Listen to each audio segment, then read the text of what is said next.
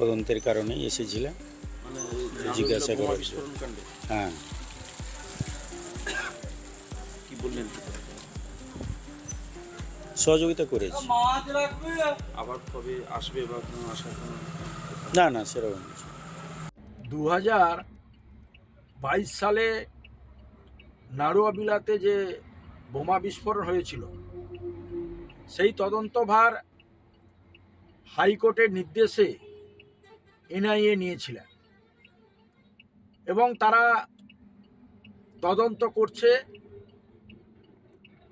এবং সেই জায়গায় যারা প্রকৃত দোষী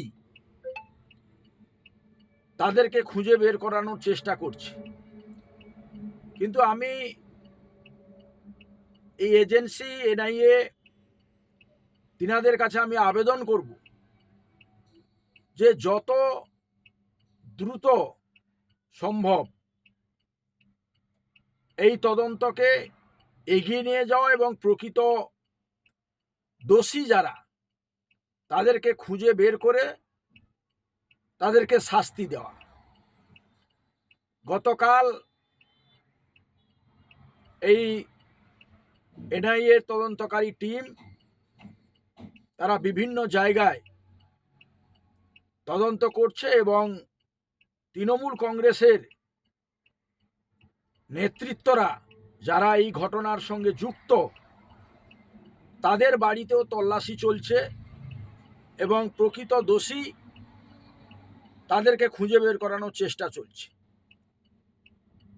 কারণ এক সময় তৃণমূল কংগ্রেস তারা বড় জজ্জুনগর, আড়ুগোয়াল, ভগবানপুর 2 ব্লককে একদম বোমা এবং বারুদের কারখানায় পরিণত করেছিল এবং মানুষের গণতান্ত্রিক অধিকার, মানুষের কোনো ভোটাধিকার ছিল না।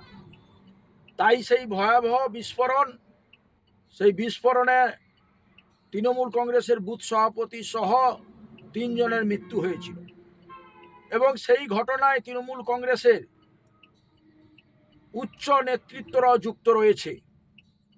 তাই গতকাল তদন্তকারী টিম তারা তৃণমূল কংগ্রেসের নেতৃত্বরা যারা এই ঘটনার সঙ্গে যুক্ত তাদের বাড়িতে তল্লাশি করছে এবং এই তল্লাশির মাধ্যমে প্রকৃত দোষী যারা এই ঘটনায় যুক্ত তাদেরকে খুঁজে বের করে তাদেরকে শাস্তি দেওয়া হবে এবং প্রকৃত